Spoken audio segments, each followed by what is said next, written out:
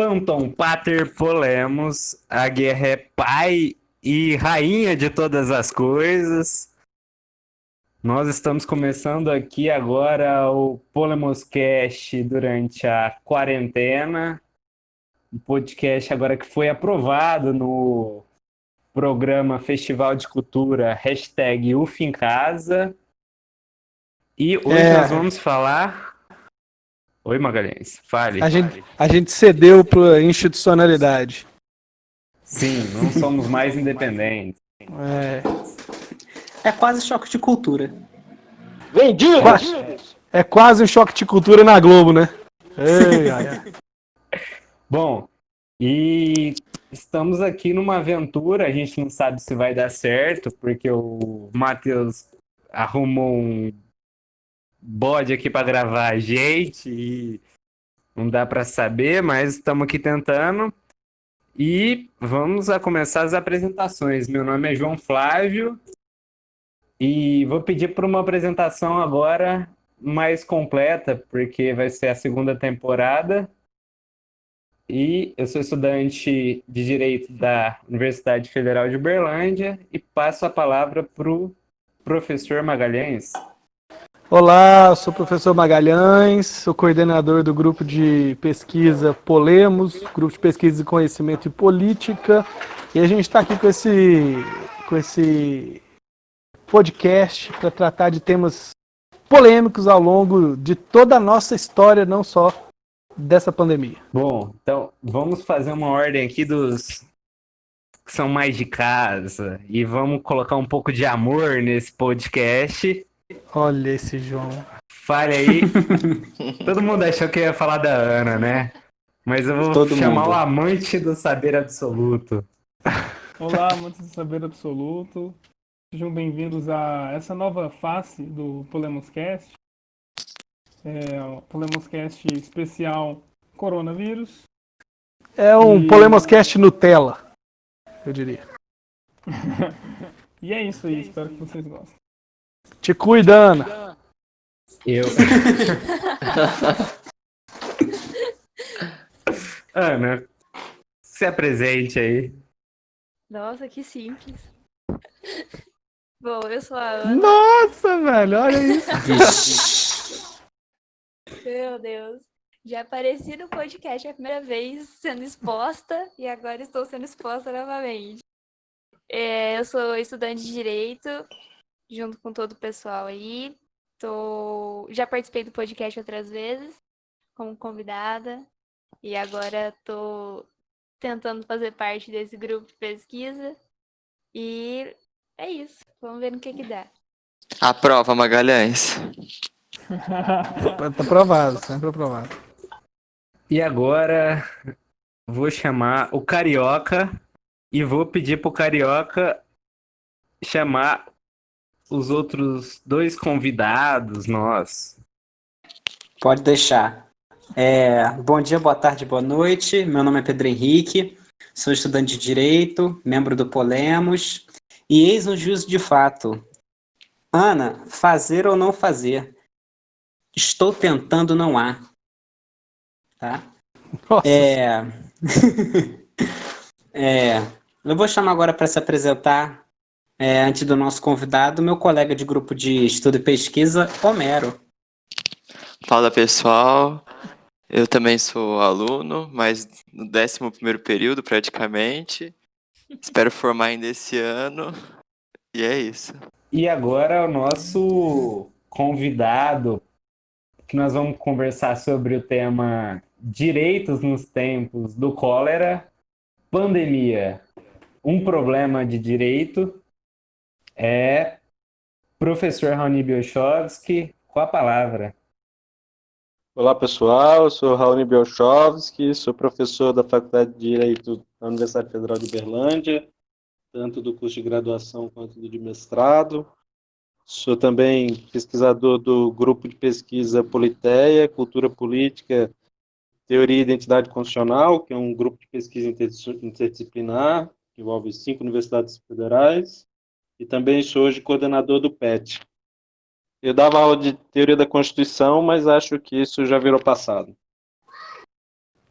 É, a Ana fez uma cara de espanto aqui.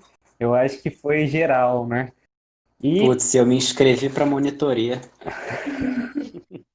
sim, é, e nós estamos aqui online, mas toca a vinheta.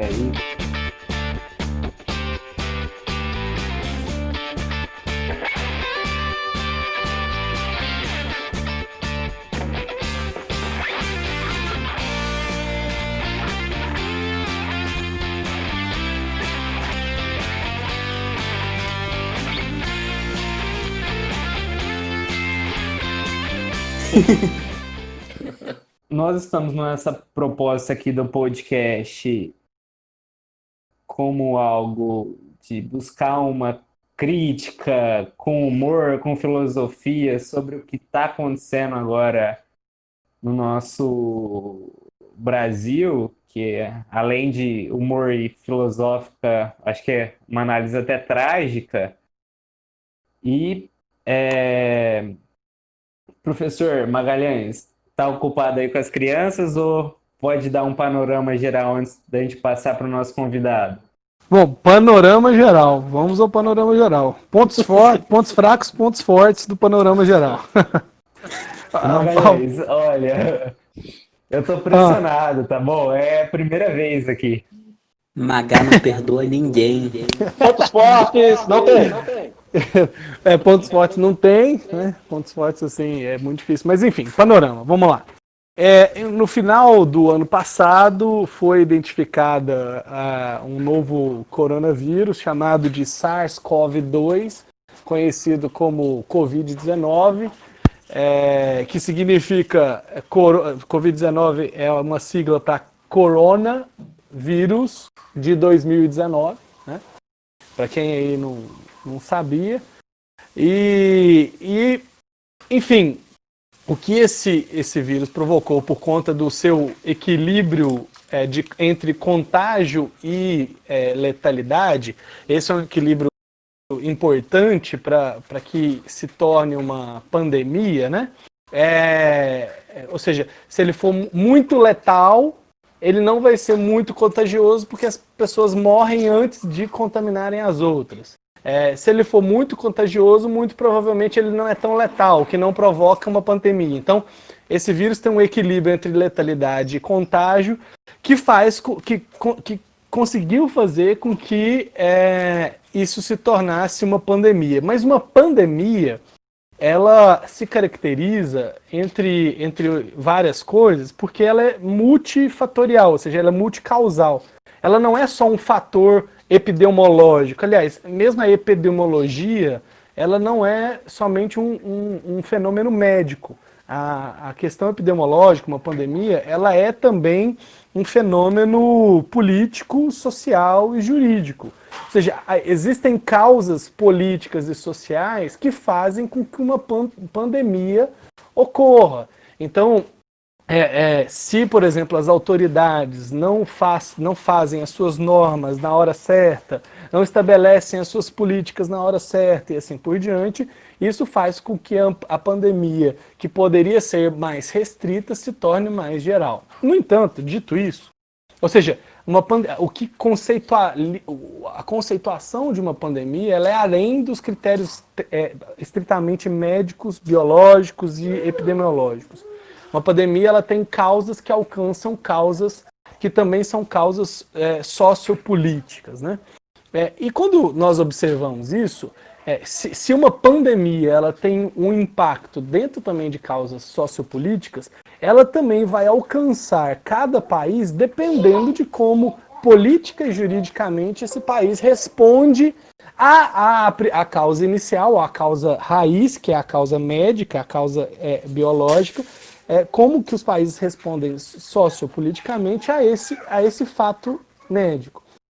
E aí, a ausência de uma coordenação internacional que pudesse fazer uma reação rápida e de alguma maneira não homogênea, mas com protocolos sincronizáveis, dependendo do caso de cada uma das situações, fez com que também cada país escolhesse caminhos muitíssimo diversos. E aí nós chegamos, o que nós temos, na verdade, hoje no mundo, e especialmente no Brasil, nos Estados Unidos, em alguma medida na Inglaterra, é que a causa material, que é a causa virótica, encontrou uma causa político-social, que é a causa dos movimentos de extrema-direita e negacionistas que nós temos, o que potencializa o efeito pandêmico da situação, porque esses países, né, Brasil, Estados Unidos, a Inglaterra, que já mudou, e como os Estados Unidos também já mudaram um pouco o seu rumo, fizeram com que a pandemia alcançasse, e no Brasil ainda vai alcançar. Hoje quando nós gravamos, 474 mortes e ultrapassamos 5.000 mortes no total.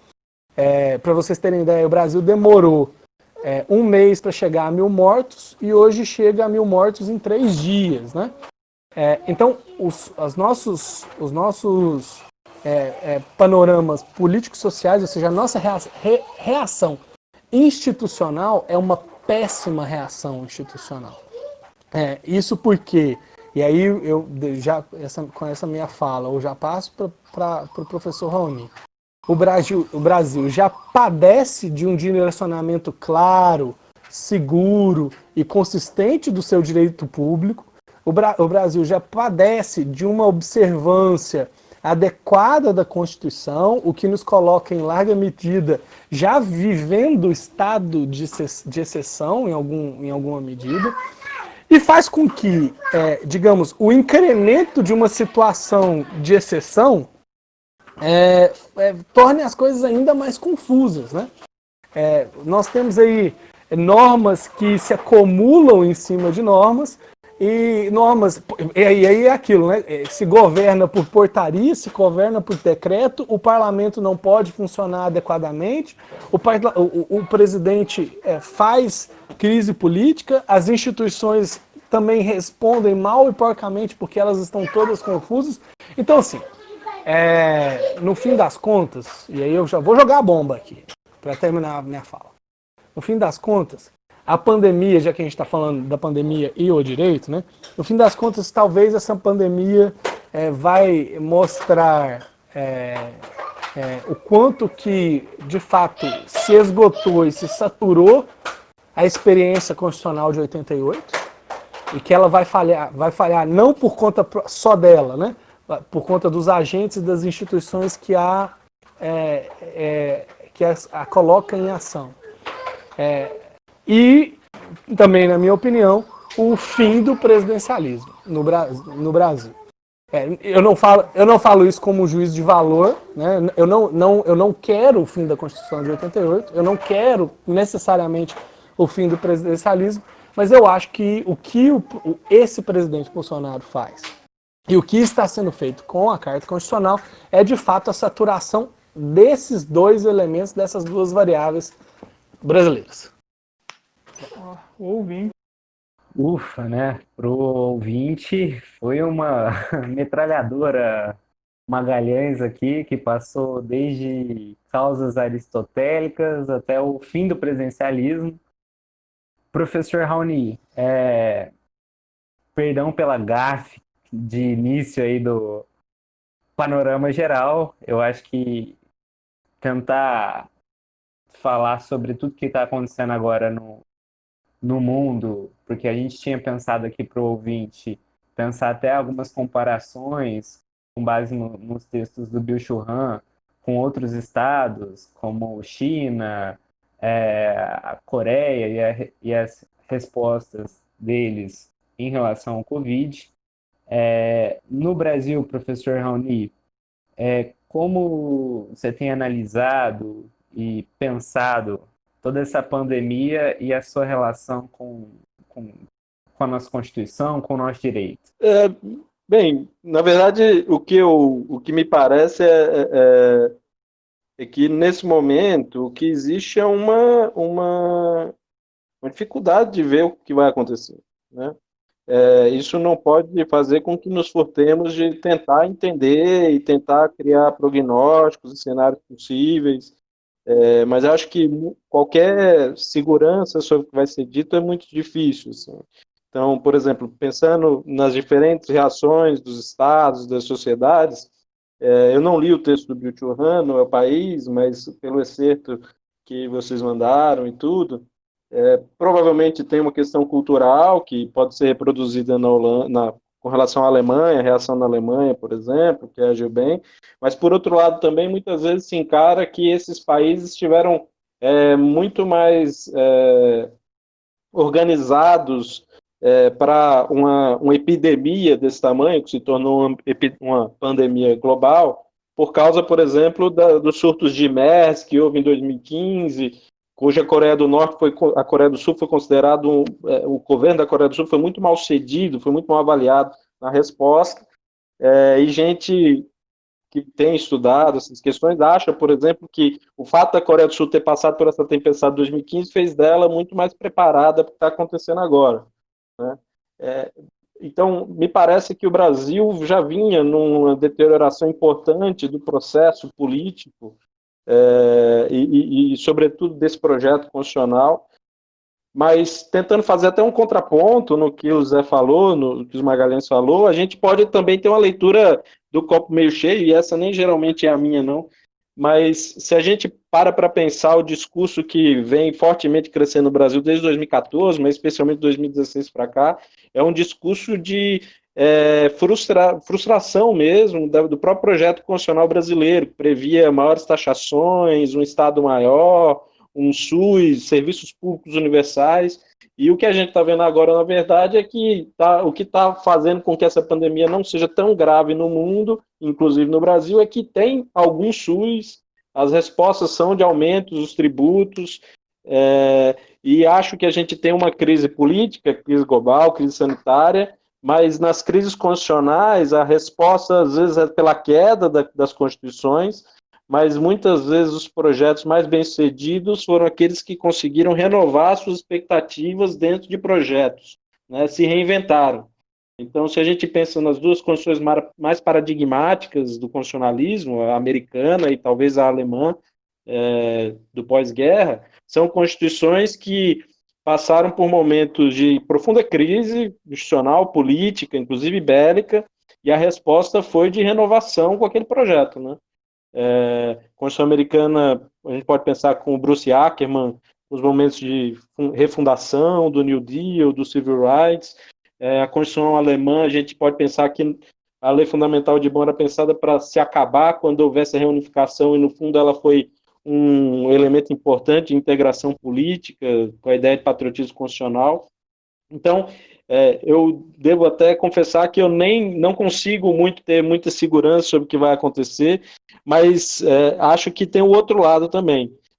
Todo um discurso neoliberal, neoliberal, né, se isso é possível, que vinha crescendo de forma importante no mundo e tomando posições de um autoritarismo liberal, pelo menos a dimensão liberal na economia está muito fortemente questionada.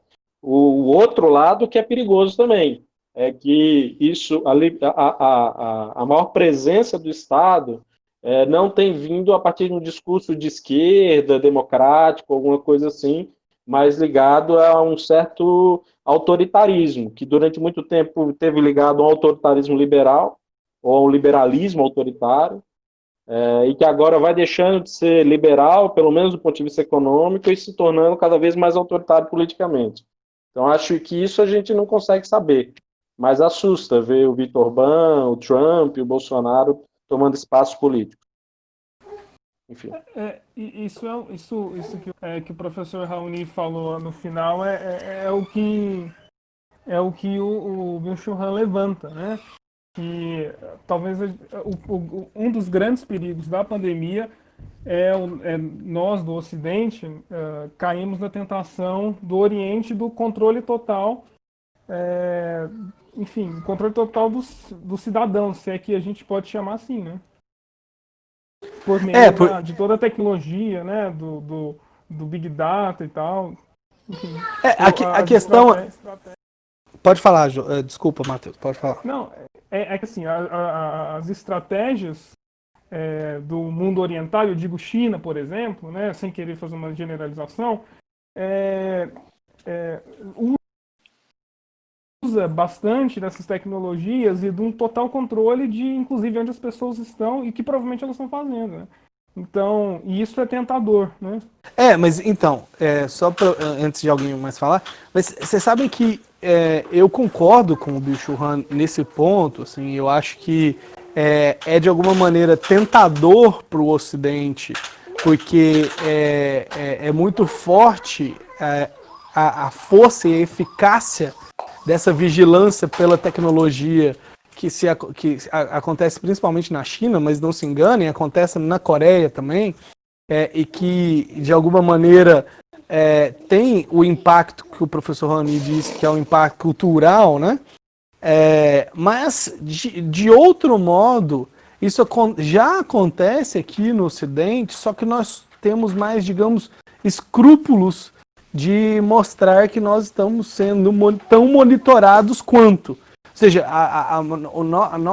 o jeito que nós somos monitorados, ele é só mediado por uma aparência de não monitoramento, né? Então, a gente pode até dizer de uma forma mais grave, José. Sim. Desculpa a parte. Pode, não, por favor. A gente é monitorado não por estados, né? Isso. Nossos dados são movidos, conhecidos para fins comerciais, para fins de... A gente está passando por experimentos de engenharia social constante, né? Isso, exatamente. Então, assim, isso que o professor Raoni falou é perfeito. Assim, quem fica, por exemplo, com o localizador celular ligado, o Google sabe por onde passa. Ele até faz um mapa e te envia o mapa por onde você passou, né? Então, assim, nós temos uma espécie de ilusão, ou como até o budismo gosta de dizer, de delusão. O que é uma delusão? Delusão é uma ilusão em que você acredita. Ilusão, você não sabe que você está iludido. Delusão, você acredita na ilusão. Então nós temos uma espécie de delusão de que a nossa liberdade ela está sendo preservada porque nós temos direitos individuais, quando de fato a nossa vigilância está acontecendo diariamente por meio dessas instituições privadas como o Google, como o Facebook, enfim, como o Instagram. Então isso está acontecendo o tempo todo. Assim. A questão é que a resposta, o quanto que isso vai ser tentador, porque a resposta chinesa a essa crise é muito clara, mas ela vai ser clara em outros sentidos também. Como que um país ocidental, em desenvolvimento, por exemplo, ou mesmo países desenvolvidos, vai competir com a China, que consegue fazer esse tipo de monitoramento e se faz um monitoramento, também consegue conduzir as pessoas de uma maneira mais efetiva. Então, assim, são tentações que eu não sei como que a gente vai... Que isso, de fato, eu não sei como que a gente vai reagir no futuro. O guru do século XXI, Yuval Harari, ele diz que às vezes a gente não vai ter muita escolha. Assim, vai ser isso, vai ser que nem quando teve a Revolução Agrícola. Os homens começaram a fazer a Revolução Agrícola, era tão mais cômodo e tão mais eficiente que os caçadores-coletores foram simplesmente extintos, foram sendo absorvidos. E talvez seja isso que aconteça também. Mas enfim, já estou mudando muito de... Eu acrescento que mesmo nos principais escândalos de vigilância feita por um Estado, que talvez estejam relacionados aos Estados Unidos nos últimos anos, lá é mesmo um problema eleitoral a vigilância sobre a população por conta dessa caça aos terroristas, da luta contra o terrorismo no país, eram escândalos que também estavam relacionados à presença ou à utilização de mecanismos das instituições privadas como o Facebook. Isso mostra que talvez no Ocidente não só nós sejamos capazes da mesma vigilância, como nós tenhamos ferramentas ainda mais poderosas do que, por exemplo, a China, porque são ferramentas que o Estado não detém explicitamente. O escândalo lá da Cambridge Analytica, com a eleição do Trump e tal, o próprio David Huntsman cita como a democracia chega ao fim, porque há um problema que passa pelo texto que o Matheus mencionou do Byung-Chul Han, do Zizek sobre a pandemia, do Demasi sobre a pandemia, se o Covid é capaz de fazer emergir novos paradigmas de Estado no Ocidente por conta de como nós observamos que as culturas orientais reagiram a ele. Porque desde pelo menos a queda do Muro de Berlim, a gente se questionava se a democracia liberal ocidental seria o ponto final da evolução sociocultural humana. E num livro do Danilo Zolo, Estado de Direito, ele se pergunta se a gente passaria para uma outra ordem quando o poder político se expandisse de um modo que ele operasse de maneira arbitrária, vigilante, invasiva, etc. Só que, de algum modo, isso no Ocidente acontece, né? Então, eu deixo aí. Bom, então eu acho que a pergunta que fica, e pelo menos o que me parece no texto do Byung-Chul Han, e em outros livros dele, é se valeria a pena, por exemplo, num momento como a pandemia, abrir mão de certos direitos para que existisse um certo bem da coletividade, porque assim, esse isolamento social ele depende de uma aderência de muita gente. E nós vimos aqui no Brasil, e também já vou entrar no próximo tópico, que é a relação dos estados e dos municípios terem tomadas as ações independentes, o que pode ter atrapalhado uma ação conjunta, também pela omissão do governo federal e pela, acho que não só omissão, né, mas por uma posição quase de retrocesso em relação ao que estava sendo feito em relação a alguns estados, por exemplo, aqui no estado de São Paulo. Então, a pergunta é se valeria a pena, e deixo para a mesa, mas se a mesa ninguém quiser se arriscar, passo para o professor Raoni, abrir mão de certos direitos por um Estado que fosse mais impositivo de um isolamento social. Eu até gostaria de ouvir a vocês assim, sobre isso, ouvir vocês, mas, no fundo, essa discussão entre o que deve se valer, né, qual é a questão de defesa em jogo, nos termos do Charles Taylor, se são as dimensões individuais ou as dimensões coletivas, elas não são respondíveis assim, em sim ou não, né? Sempre há uma mediação nessas questões. E isso, no fundo, é um pouco a própria história do jogo democrático. A democracia faz parte de entender, descobrir, construir os limites e as rupturas de alguns limites políticos em relação às tomadas de decisões coletivas.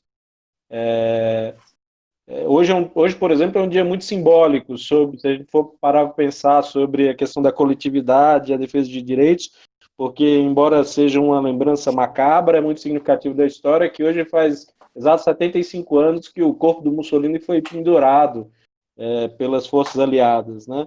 E ali era exatamente uma tentativa de a construção de uma sociedade que tinha uma forma de absorção dos indivíduos pela coletividade. Isso se dá quando se coloca de forma muito regrada, talvez seja um símbolo de incivilização mesmo, talvez até no sentido do Elias, né? O que é o contrário de uma sociedade que consegue se organizar pensando num bem comum que é construído, operado e vivido de forma razoavelmente conciliatória e razoavelmente concedida, né? Se concede, se aceita, se entende que as decisões em prol da maioria são também representativas das próprias individualidades. Talvez isso seja um pouco ilustrado demais, mas no fundo talvez isso já esteja em Rousseau, que não é exatamente ilustrado, é um romântico. Então, acho que vai ser inevitável, né? Os direitos de hoje não eram os direitos de antes, e o mundo de hoje não é o mundo de antes. Então, a hiperindividualidade, ela tem um limite, né? Eu acho que, eu assim, concordo com tudo que o professor Rony falou, mas só colocando um pouco em termos práticos ao questionamento do João, sempre, João, em momentos como esse, né, existe de uma maneira contingente, ou seja, momentânea, uma restrição de direitos. Existe, assim, faticamente ela se impõe, né? Não é à toa que existem elementos para decretação de, vamos lá, estado de calamidade, estado de sítio, enfim. Existem esses instrumentos. Eu acho que toda a nossa questão também aqui envolve o fato de que os atores que manejam esses instrumentos não são confiáveis. Ou seja, o elo de mediação, de nós confiarmos na restrição de direitos, como, por exemplo, há um governo como o governo Bolsonaro, ou pensar aqui em Minas Gerais, confiar a restrição de direitos ao governo Zema, e assim por diante, faz com que esse perigo e essa angústia ela seja maior do que deveria. Porque se nós tivéssemos um real democrata no poder, essa pergunta, que ela é sempre válida nesses momentos, ou seja, a gente nunca deve deixar de fazer essa pergunta nesses momentos para que a gente não naturalize a exceção, né? Então, não é colocando aí água no vinho do Bill Churran, não, mas é que essas perguntas são, ou seja, a gente tem que fazer elas para a gente questionar e se manter conscientes e mobilizados para que qualquer democracia e os direitos prevaleçam. No entanto, se numa necessidade como é uma pandemia tão avassaladora quanto essa, infelizmente nós não temos democratas à altura para poder nos passar a confiança de que os nossos direitos permanecerão de alguma maneira sendo observados. Então, eu concordo completamente. Só para complementar, eu acho que aí tem uma dimensão que tem muito a ver com isso, ou seja, sociedades que necessitam de muitas regras, geralmente é porque elas aparentemente são necessárias, né? No sentido de que, se você não tivesse estruturas de etiqueta muito rígidas, ou estruturas jurídicas muito sólidas, o medo de se romper qualquer individualidade ou qualquer possibilidade de convivência é muito grande. Tanto é que nós brasileiros tememos a exceção, técnicas de exceção, porque não confiamos no Bolsonaro. Os americanos, ou boa parte deles, no Trump. E assim por diante. E aparentemente a Merkel nunca teve tão popular quanto hoje na Alemanha, né? Porque ninguém acha que a Merkel, o sentimento alemão é que as regras são importantes, e se existe um povo no Ocidente que gosta de regras são os alemães, mas eles não têm medo dessa flexibilização, porque eles têm confiança nesse marco civilizatório, né?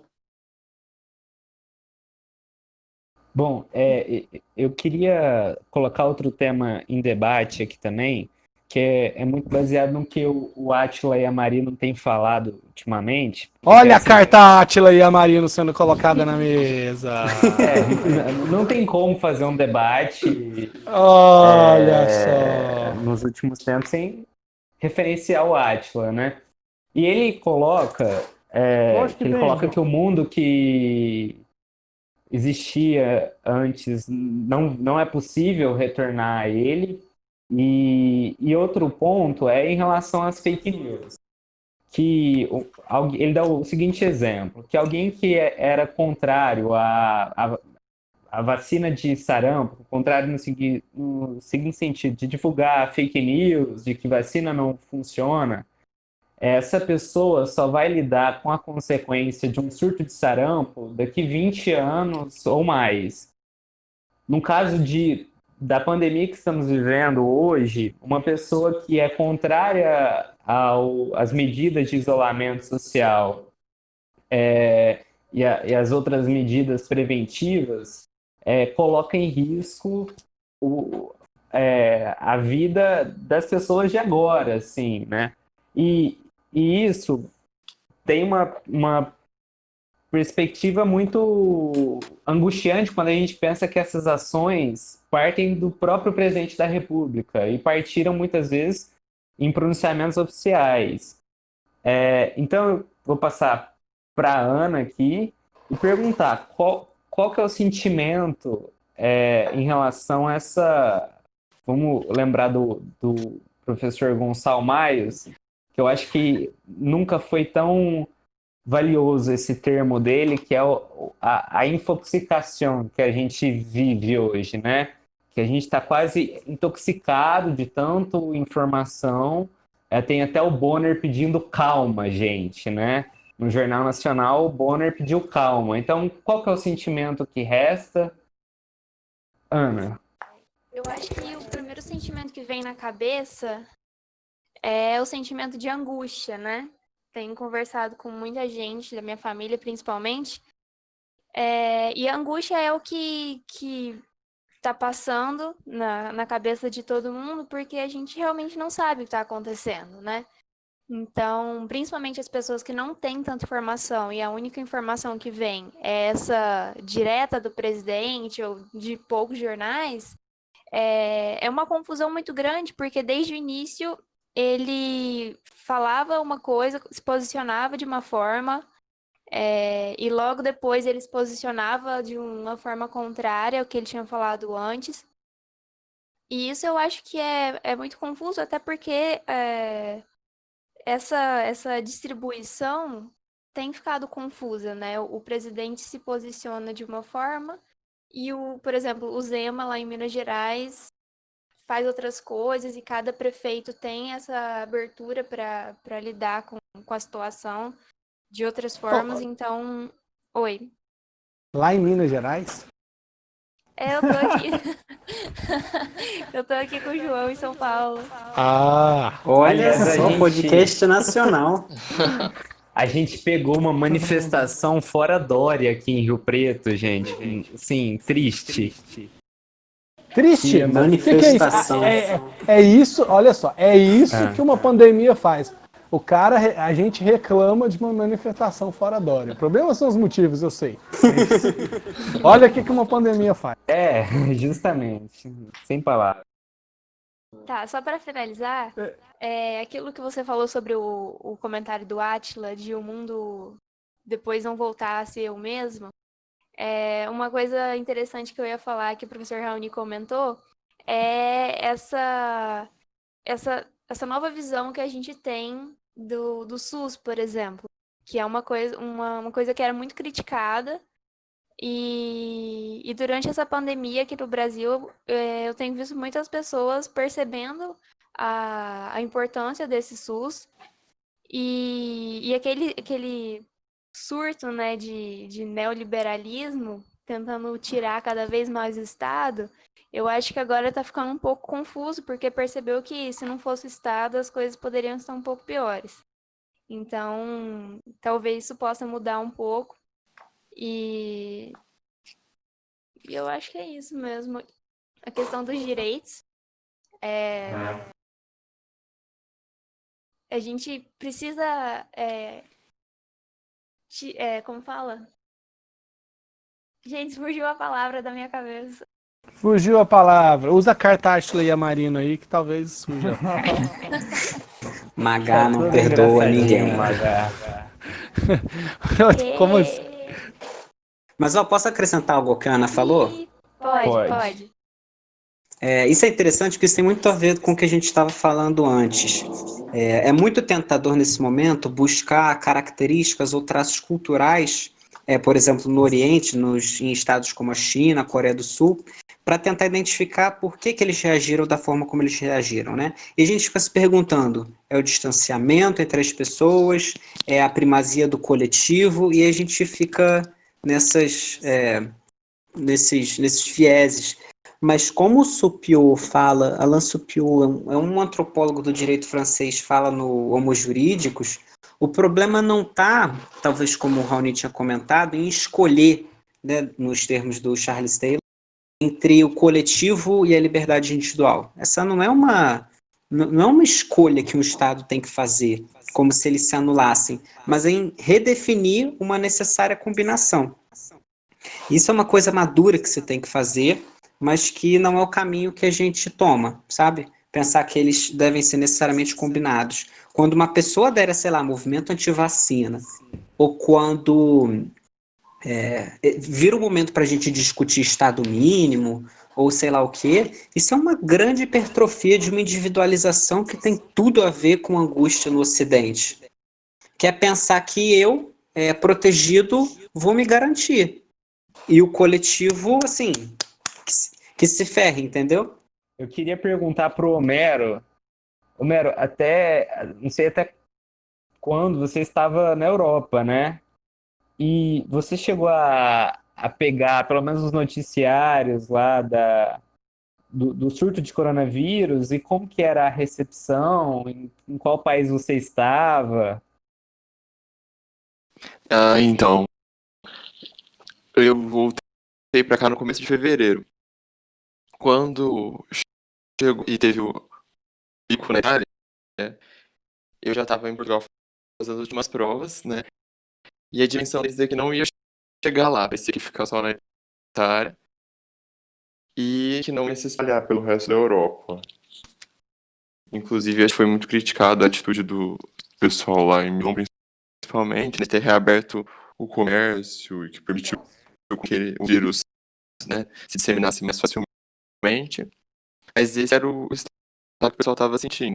Tanto é que até quando eu cheguei aqui, deu umas 2 semanas, a universidade que eu estive lá, a Universidade do Minho, em Braga, ela é o primeiro caso, e eles tiveram que fechar a universidade, fechar os alojamentos, e foi de uma pessoa que tinha viajado e voltado e trazido o vírus consigo e disseminado.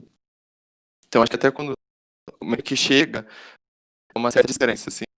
Não vai chegar, tá lá na Itália, embora a Itália seja perto ali, né?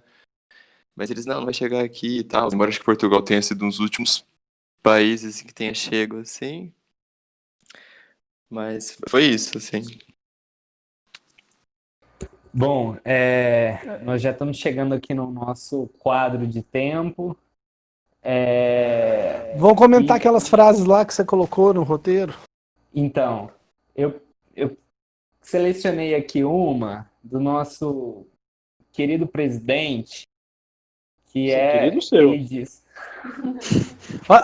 Olha esse João Vitor Flávio falando a favor do Dória, chamando o presidente de querido. Essa situação.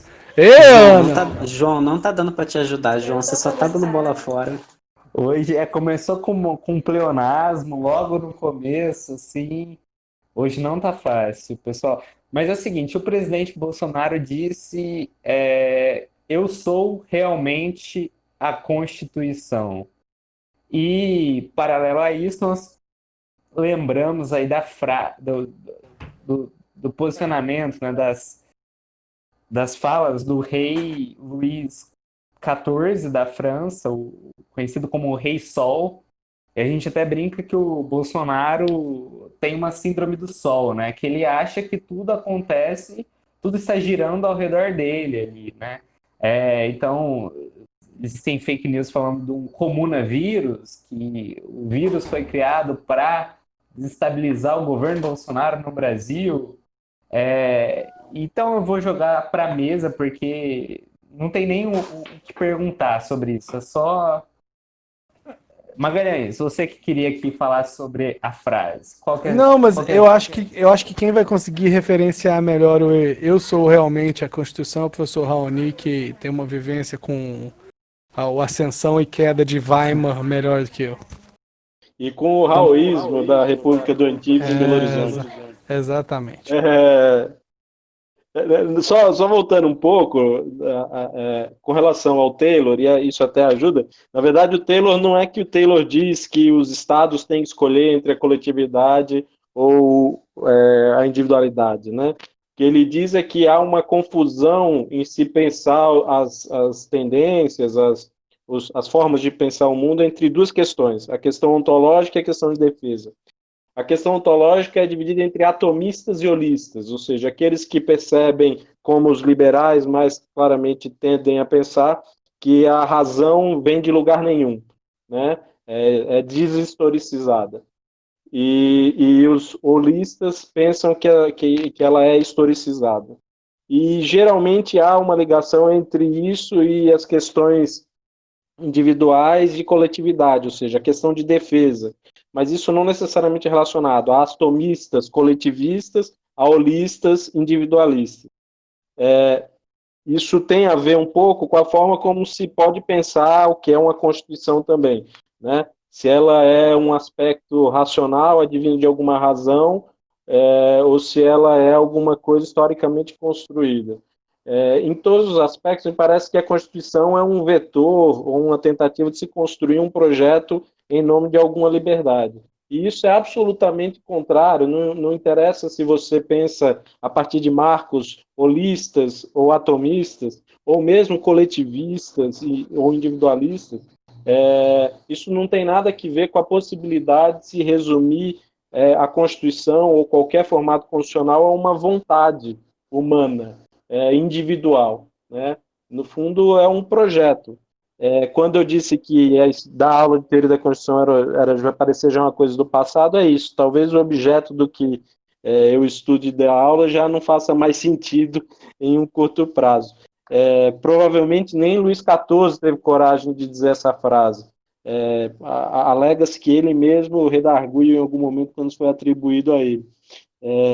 Mas é sintomático que a gente tenha um presidente da República que não entenda qual é seu papel, né? E, no fundo, não consiga entender nem mesmo que ele foi eleito para um mandato e não, na verdade, sentou numa cadeira para ser o dono do país, qualquer coisa assim.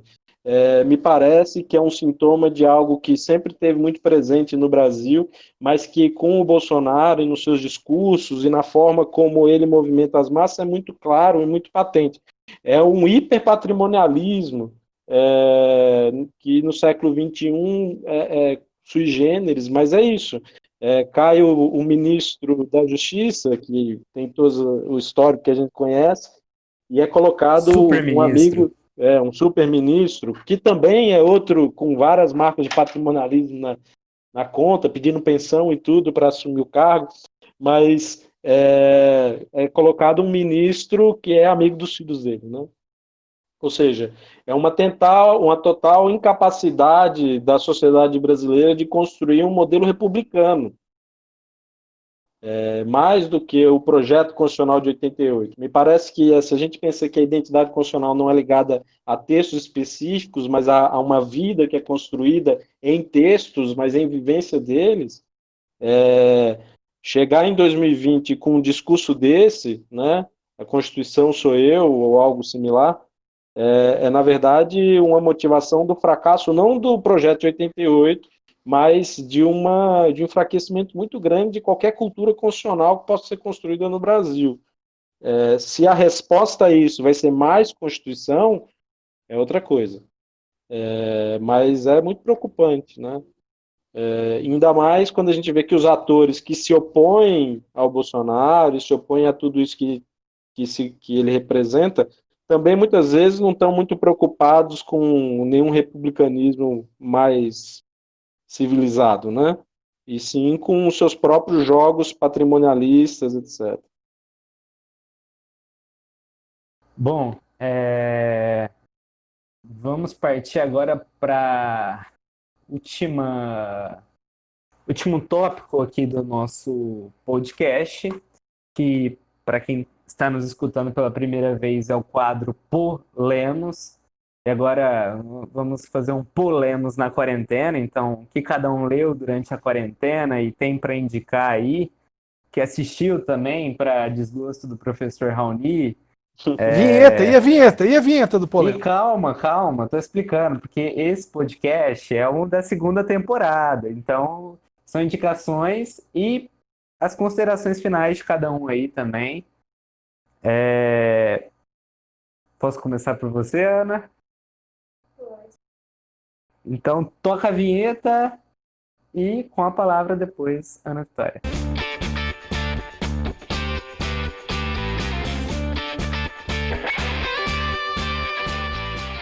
Não é um livro que eu li na quarentena, mas é um livro que eu acho que se assemelha muito ao que a gente está passando hoje.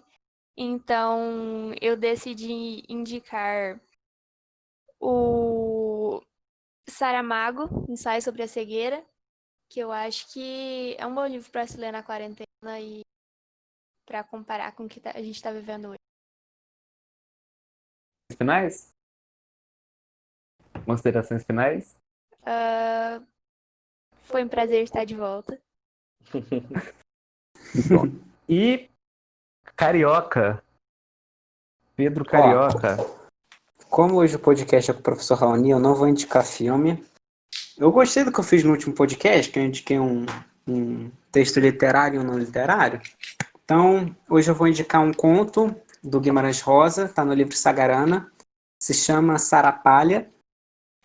É um livro que acompanha... Aproveitem e leiam o Sagarana inteiro, assim, só para...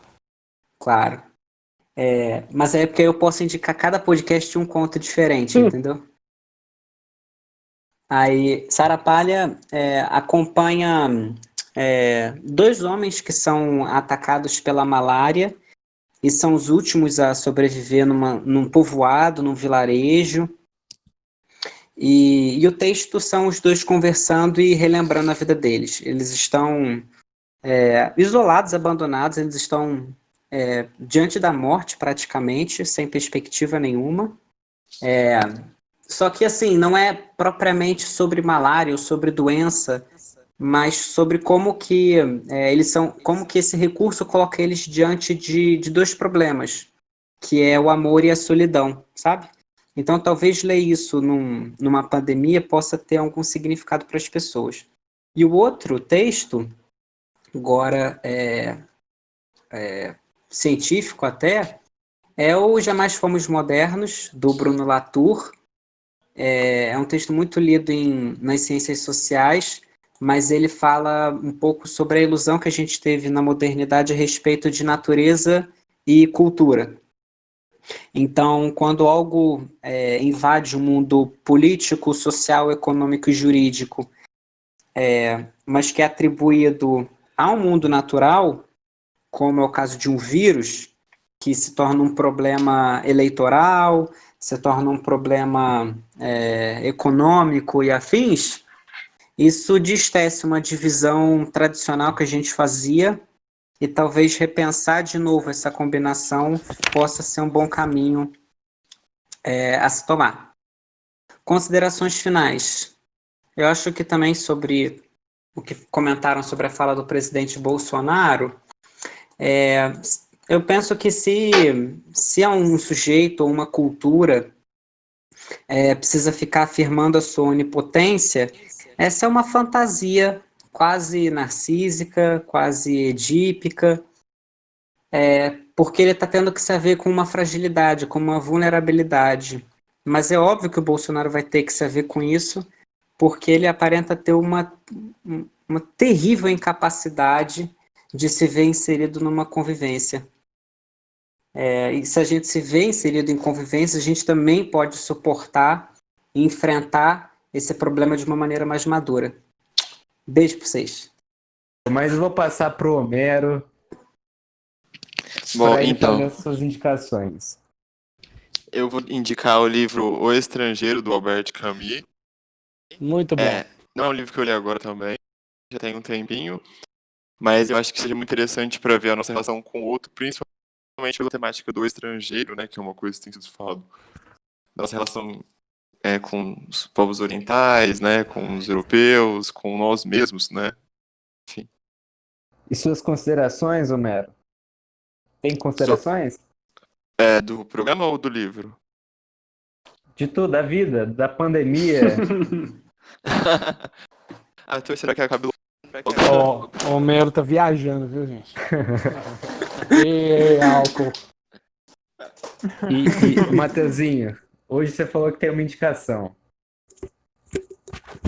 Hoje eu tenho, mas antes eu queria responder a pergunta, quer dizer, a questão que você jogou na nossa Não, eu só página queria do- perguntar uma coisa. Ele falou que era ordem alfabética e o Matheus falou antes de mim?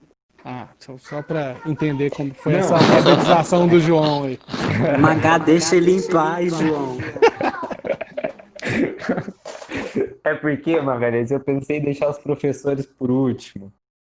Então o critério não era a ordem alfabética. Mas tudo bem, vai lá. Magá! Então, Ai, eu tô queria cansado. dizer, Era para ter desligado o microfone para falar isso, João.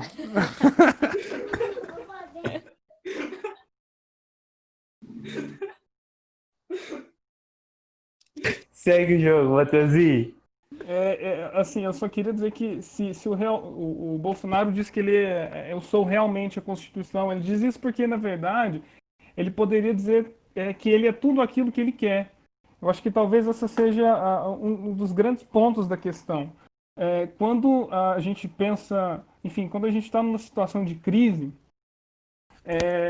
e a política parece, enfim, e o estado é de exceção, ou seja, a política não está mediada com o direito, então a política, ela em si, ou seja, significa que ela é indeterminada e ela pode ser o que ela quiser. Então talvez esse seja o grande problema e essa seja a grande questão da confusão. Ou seja, o ponto central é que nós vivemos em um tempo de confusão porque é um tempo indeterminado, ou seja, um tempo em si. É um tempo em si porque ele é ele mesmo e não consegue ser para fora dele. E esse é um problema de unidade que aí eu trago um texto que pretende resolver isso, né?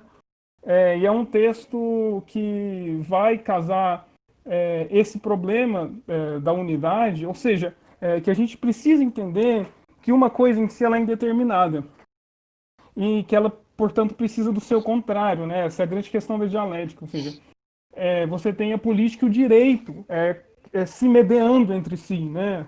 Mediar aí é um neologismo, eu acho, que não foi eu que criei, mas ele quer dizer mediação. Ou seja, essas coisas elas só faz sentido porque elas são e não são ao mesmo tempo. Então, e por que eu digo isso? Porque quando a gente vive num momento em si, a gente vive num momento, repetindo aqui, indeterminado, e as coisas parecem que não se resolvem. E por isso que a gente precisa tanto do direito agora. Mas a gente precisa do direito e continuamos precisando da política. E talvez aí que resida o que o professor José de Magalhães quis dizer com que o presidencialismo está acabando, né? Será que o presidencialismo ele possibilita o direito e a política, né, como momentos que passam um sobre o outro, né, e se complementam? E por isso que eu vou indicar um livro que fala sobre, não é um livro ainda, né? Mas ele fala sobre isso e ele trata de questões institucionais também, que é a tese do professor José de Magalhães, está no repositório da UFMG, Os Tempos do Direito, ensaio para uma macrofilosofia da história. Magá não esperava por isso. Não esperava. Nossa, não tem como falar de pandemia e falar desse problema que a gente vive sem falar de uma tese hegeliana, né? Então, eu indico, né? É muito interessante. Meu Deus. E casa um pouquinho Matheus, com- leitor de Magá. e casa Também um conhecido pouquinho... como puxa-saco. Tá. Eu sou puxa-saco. Né?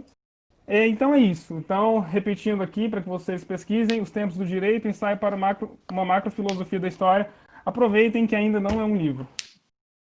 Bom, contrariando a ordem alfabética aqui, eu, como último aluno, vou fazer a indicação de um livro que é um debate entre o Chomsky e o Foucault, que eles vão discutir sobre natureza humana, justiça e poder, e o Chomsky vai ressaltar um elemento que acredito que, apesar de todas as tragédias dessa pandemia, é um elemento que será essencial para quando a gente puder voltar desse isolamento, que é a criatividade. Nós teremos que ser muito criativos para tentar imaginar no próximo mundo e como evitar problemas como este que a gente está passando.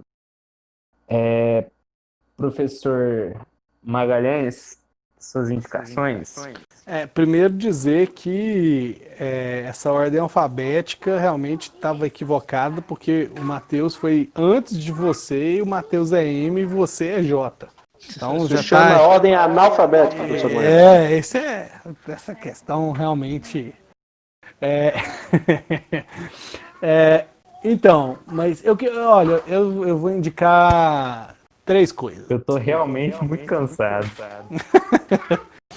Eu vou indicar 3 coisas. A primeira coisa é um livro que eu estou relendo agora na quarentena e que eu não me lembrava mesmo, e eu gostei muito quando eu li, e vai surpreender vocês, eu acho. Mas agora, eu não sei por... Não é Paulo Coelho. O Magal é Paulo Coelho, quem já fez o núcleo sabe. Eu já li Paulo Coelho, mas, enfim, eu tinha, muita tenridade. Mas e vamos lá. Senhor dos Anéis. Estou lendo Senhor dos Anéis, relendo novamente, e está sendo muito legal, porque eu li o Senhor dos Anéis antes dos filmes, na minha memória tinha ficado a memória da narrativa do filme, não a do livro. E agora relendo, é muito bom recuperar a narrativa do livro, que é tão rica. Então, assim, reler o Senhor dos Anéis agora, nas meia hora que eu tenho por dia para ler alguma coisa mais lúdica, está sendo muito bom. Uma outra coisa também que eu vou recomendar para vocês é uma minissérie que acabou de ser lançada na Netflix, que é Explicando o Coronavírus, né? Tem a série Explicando do Netflix.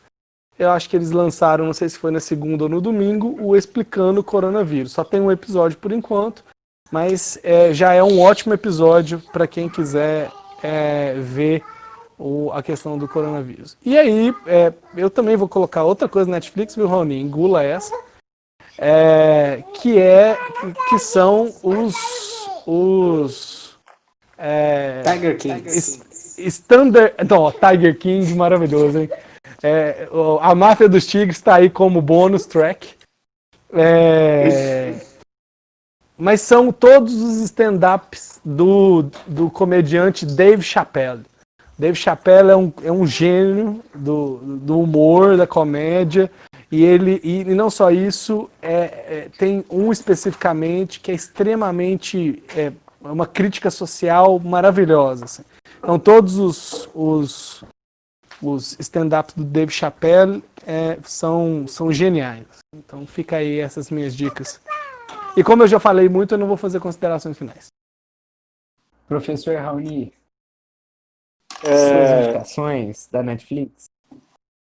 Bem, mas eu até preparei indicações para além do Lemos, já que é a segunda temporada, né, que fica parada até de fogo. E... Olá, José. Desculpa aí, gente, pode falar aí. Imagina, olá, Eduardo. Eduardo falou olá, né?